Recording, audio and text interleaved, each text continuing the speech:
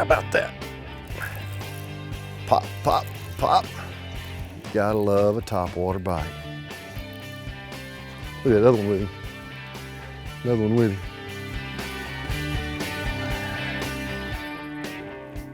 KVD Splash, the big size. Gotta love that pop, pop, pop. He rolled up there and got it. See you, dude, I'm gonna catch some more of your brothers. Tackle Warehouse Pro Mark Menendez here with you. Who doesn't like topwater? It's visual, you see them, they come from distance to get it. It's great fun. And one of my favorites, one of the most versatile, is a KVD Splash, the large size. We make a smaller one and then we make this large one. This one casts well. I can make the bait walk. I can keep it in place and make it move. It's really a fish catcher. This is where it's so valuable. That bait stays in place. There's a hole in the grass right there. I'm betting that could be a bed right there. Spawning fish hate something hanging over their head. Keep it right there in that one spot. There's a bed fish there, they will let you know quick.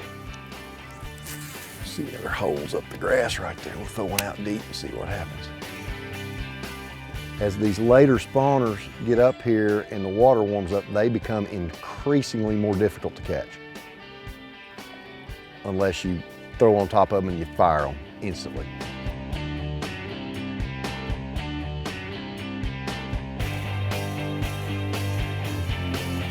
That was cool. That dude just snuck up under it and watch. It took 3 pops for him to decide to eat it.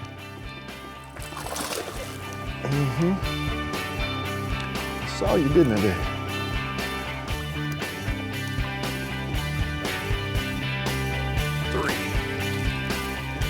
Aha. Pop, pop, pop, pop, pop.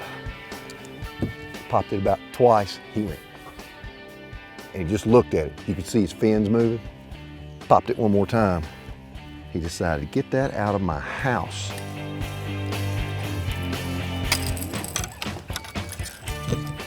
Gotta love a topwater bite, no matter what you say. This is the large version of the KVD Splash. And what I like about it is castability, distance, and size. The fish can find this a little better. We've got still conditions right here, so most any topwater will work. But I want to get the bait as far away from you in this clear water as I can, so castability is great. It's also a very accurate bait to cast. I can wrist roll, pitch in bushes, boat docks, things like that. But again, the thing I like about it is the way it's weighted, it's got a loud rattle in it, and I can actually make that thing stay real close to the same place, make it walk side to side real easily. Now, here's a word you haven't heard in a long time, monofilament. You used monofilament in a while? Topwater baits, you need to use monofilament versus your fluorocarbon. Your fluorocarbon is a heavier material, so it tends to sink, and what that does is it makes the nose of that bait tip down a little bit. It affects the action. This is Seaguar 20 pound, big line. Doesn't matter how big it is. I want it big so that when I hook a fish, I don't have to pull real hard and I'm going to catch this fish. When I'm flipping cover, pitching cover, wrist rolling cover, I need to have the ability to pull that fish out away from the cover. Monofilament still has its place in my boat. This is a Team Lose Custom Pro, 8.3 to 1, really fast gear ratio. I can make casts, I can get it back and forth. That's the key to it, is that fast retrieve. And then with the big wind grip handles, gotta love it.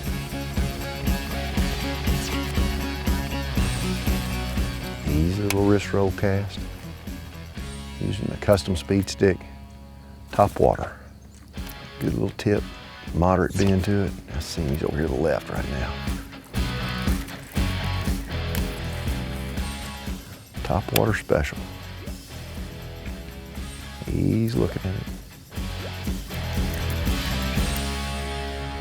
He turned. He's just guarding his little place, guarding his little household there. You know, I really like a topwater bait with a white belly. And why is that?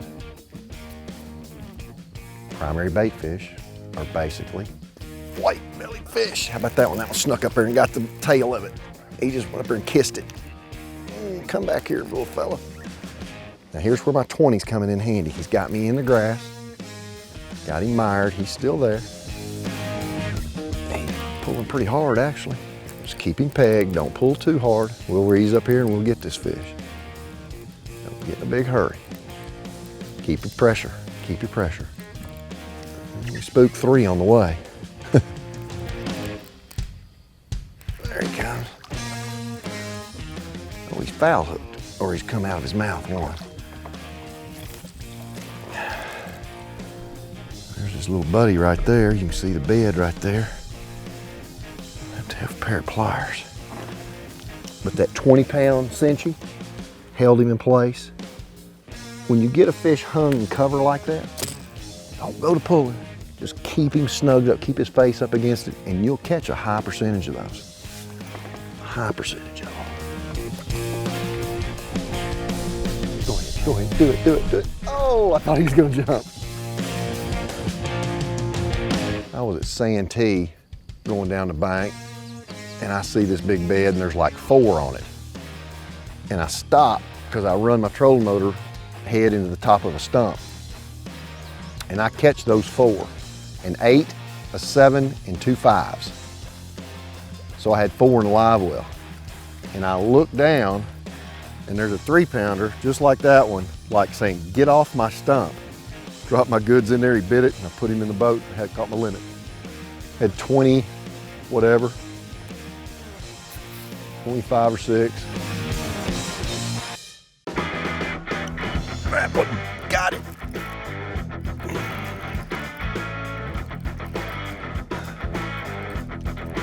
He's wearing Splash. Oh, there's another one with him. 2 with him. He took it away from his buddies is what he did. Another fish right in front of him. That's a good bass right there. I went to pop it one time and he got it. Just kind of submerged my plug. Really not a substantial bite, but doggone. Gotta like that. And are you gonna jump? Come on, jump. Oh, you big baby.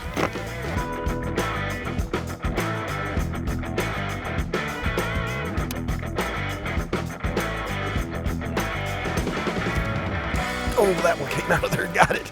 He's a little upset, I'd say.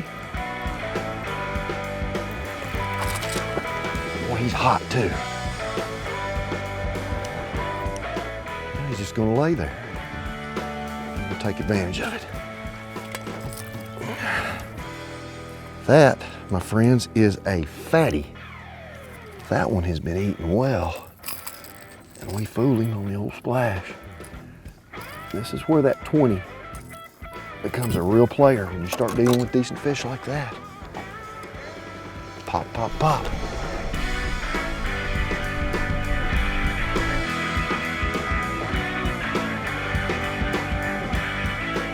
What I was going to say a second ago about topwater choice before I got interrupted, which was not a bad thing, was bait choice as far as color. 90% of my topwaters have a white belly on them. Few have an orange belly to mimic a bluegill, but the white belly mimics your soft ray fish like your threadfin, your gizzards, anchovies, things like that. And then probably 5% of my baits are a translucent for clear water situations where I want to move the bait real fast so the bass don't get a good look at it. Lake Havasu, Cumberland Lake in Kentucky. You get those clear water ones. Clear water minnows, my favorite color in that. And those fish don't get a good look at it, yet they'll still eat it. He's got a little grass on his face. Now, look how that one ate it, crossways. You know you've got the right deal going when they're eating it like that. That's a new fish, he hadn't been up here. Well, that one hadn't spawned yet.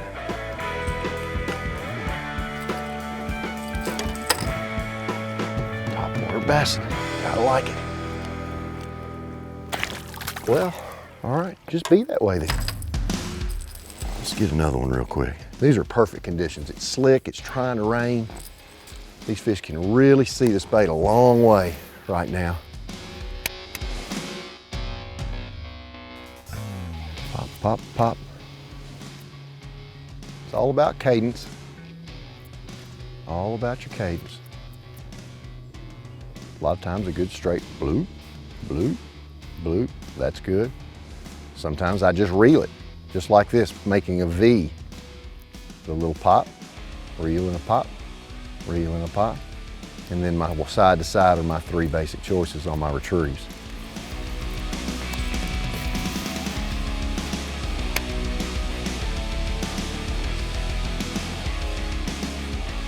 Oh, that one missed it. I totally missed him. He never touched anything. Line it right back up. Right back in his house. Twitch. Twitch. That fish never touched it.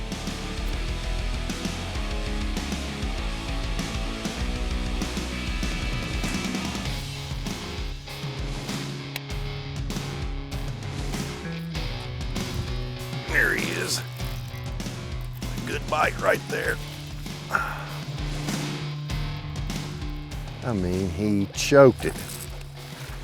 Choked it.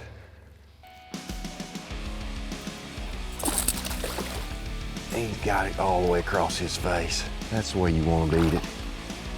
That's the way you want to beat it. Still getting it. Get up here. You think that guy didn't want it? I mean, he got the whole McCoy there. That's the great thing about topwater fishing. You know, remember to like, share, and tag one of your buddies to be eligible for the gear giveaway each week at Tackle Warehouse. And you can find all the stuff I use today for successful topwater fishing here at Tackle Warehouse. Gotta like that.